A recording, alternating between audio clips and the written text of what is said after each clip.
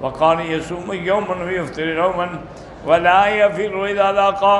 ایک صحیح حدیث مبارک میں ہے کہ سب سے محبوب روزہ بھی حضرت داؤد کا، اور سب سے محبوب اللہ کے ہاں قیام جو ہے وہ بھی حضرت داؤد علیہ السلام کا۔ حضرت داؤد آدھی رات تک آرام فرماتے، پھر کھڑے ہو جاتے عبادت کے لیے، پھر تھوڑا آرام فرماتے، پھر کھڑے ہو جاتے۔ اور اسی طرح آپ ایک دن روزہ رکھتے اور ایک دن افطار کرتے، اور اگر دشمن کا مقابلہ ہو تو پھر کبھی نہیں بھاگتے تھے، جم کے کھڑے ہوتے تھے۔ تو اس لیے علماء نے لکھا ہے کہ جس کو زیادہ سے زیادہ روزے رکھنے کا شوق ہو وہ بھی پھر یہی روزہ اختیار کرے کہ ایک دن روزہ ہو اور ایک دن افطار ہو۔ اس کی وجہ یہ ہے کہ اگر متواتر روزہ ہو نا تو پھر وہ عادت بن جاتی ہے، عبادت نہیں رہتی، پھر اس کی ایک طبیعت بن جاتی ہے کہ نہیں کھانا بس نہیں کھانا۔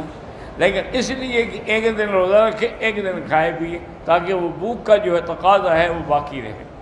وقال ابن ابی حاتم حدثنا ابی حدثنا ابو الیمان الحکم نافع حدثنا ابو بکر بن ابی مریم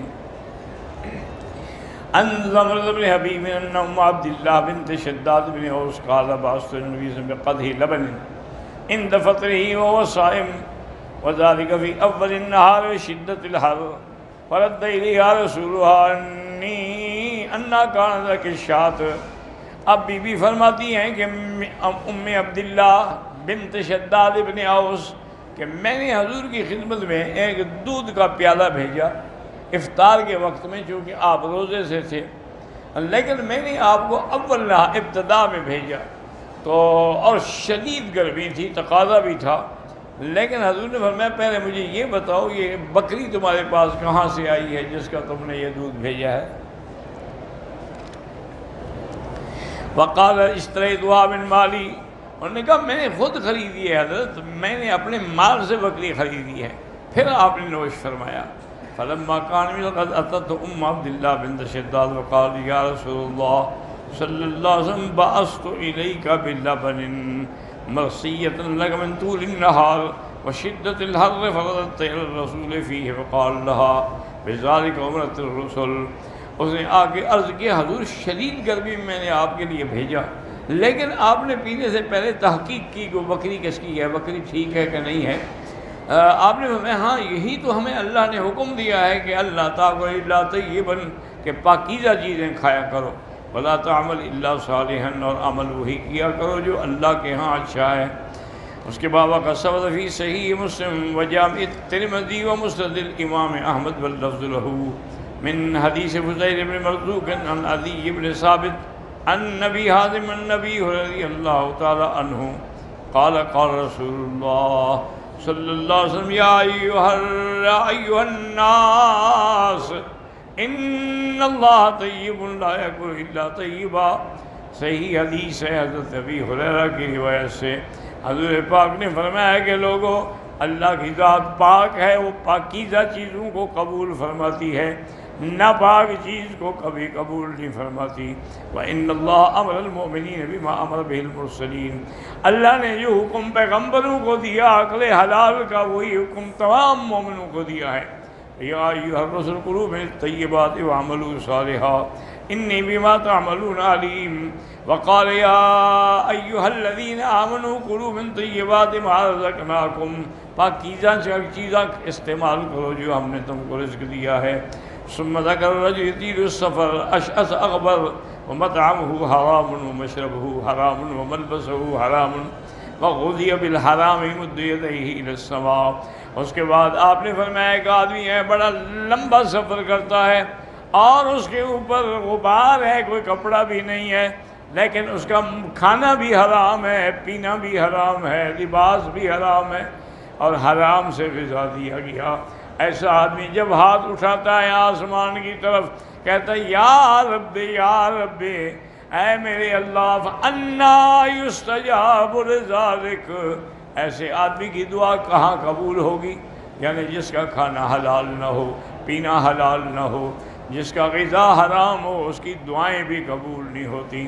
اسی لیے ایک حدیث مبارک میں ہے کہ اگر کوئی آدمی حرام کے پیسے سے، سود کے پیسے سے، رشوت کے پیسے سے چوری کے پیسے سے ڈاکے کے پیسے پہ حج پہ آیا، تو جب وہ احرام باندھتا ہے کہتے لبیک اللہم لبیک لبیک وسعدیک، تو فوراً آواز آتی ہے لا لبیک ولا سعدیک وحجک مردود علیک، نہ تیری لبیک قبول ہے اور نہ تیری حاضری قبول ہے، تمہارا حج تمہارے منہ پہ مارا جاتا ہے، حرام کے پیسوں سے حج کرنے کے لیے آئے ہو۔ یا ربی، پھر کہاں سے دعائیں منظور ہوں گی؟ قال الترمذی حسن غریب لا نعرف الا من حسن مرزوق، وقوله تبارک و تعالی وان هذه امتکم امۃ واحدہ، امت سے مراد یہاں دین ہے کہ تمام انبیاء کا دین ایک ہے، توحید، نبوت، قیامت۔ اے دینکم یا معاشر انبیاء دین واحد و ملت واحدہ، ایک ہی دین ہے، اور وہ کیا ہے؟ والدعوۃ الی عبادۃ اللہ وحدہ لا شریک لہ، سب کا ایک ہی دین ہے کہ اللہ کی عبادت کی طرف دعوت دو جس کا کوئی شریک نہیں۔ وَلِهَذَا قَالَ وَأَنَا رَبُّكُمْ فَاتَّقُونِ، میں تمہارا رب ہوں، مجھ سے ڈرو اور اللہ میرے فرمان کی کبھی مخالفت نہ کرو۔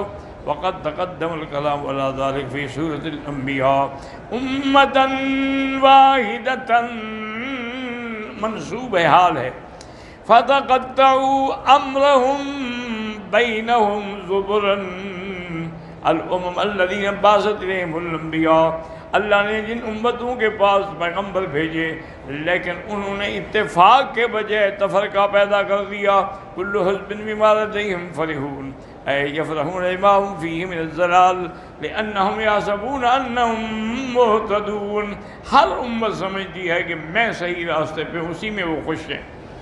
ولہذا قال متحددا لهم وواعدا، اب اللہ ان کو تحدید کے طور پہ خطاب فرماتے ہیں، فَذَرْهُمْ فِي غَمْرَتِهِمْ، میرے محبوب آپ ان کو ان کی گمراہی میں ڈوبا رہے، چھوڑ دیں ان کو، فِي غَيِّهِمْ وَضْلَالِهِمْ وَالتَّاهِينَ إِلَىٰ حِينَهُمْ وَهَلَاكِهِمْ، ان کی مدت جو مقرر ہے اس پہ ہلاک ہوں گے، پھر اللہ تبارک و تعالیٰ ان کو سزا دیں گے۔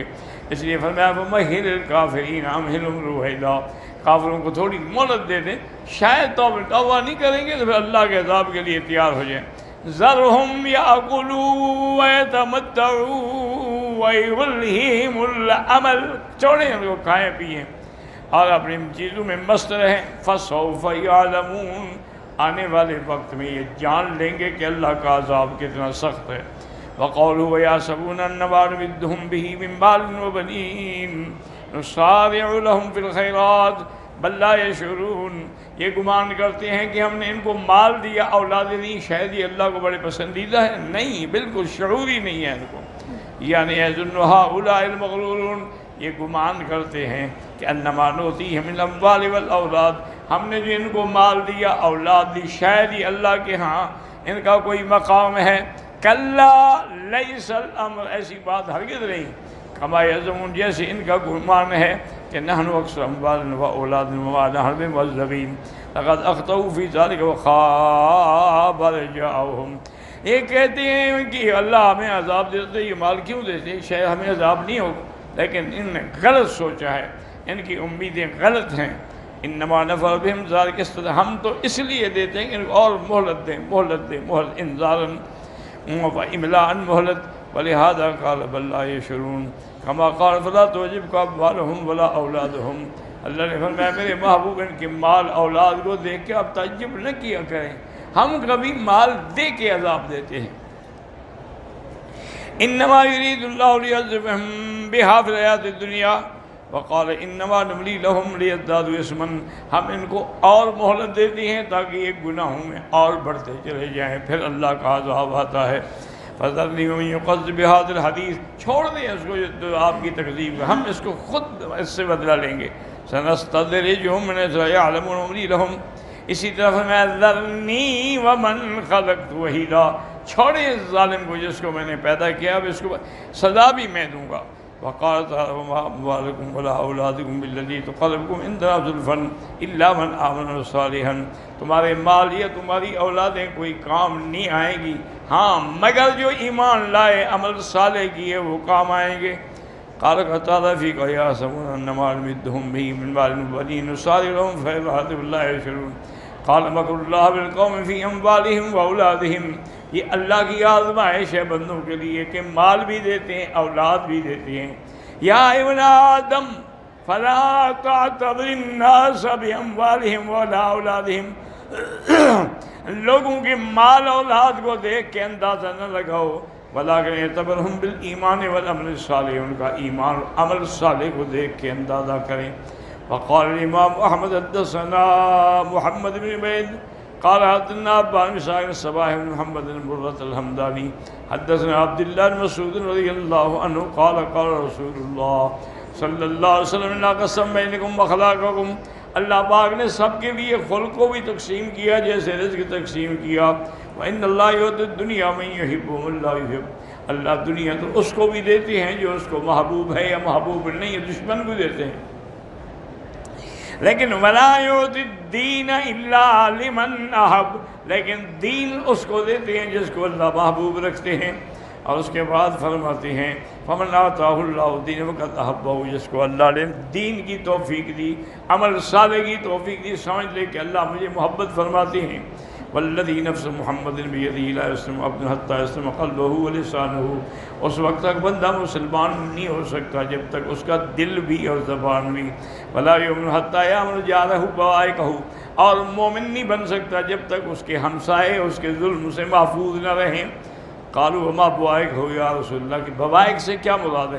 اور میں غشہ وظلمہ ظلمہ، دھوکہ دینا ہمسائے کو یا ظلم کرنا اس پہ. ولا یکسب عبد المال من حرام کو یبارک له فیہ. اگر مال حرام سے بندہ صدقہ کرے تو اس کے مال میں برکت نہیں ہوگی. ولا یصدق بھی ویکل منہ، اور نہ ہی وہ صدقہ قبول ہوگا.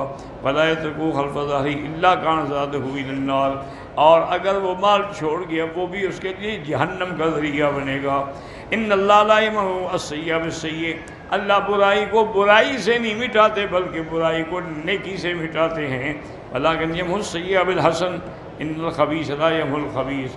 کیونکہ ناپاک چیز کسی ناپاک چیز کو جو ہے وہ پاک نہیں کر سکتی. واللہ تعالی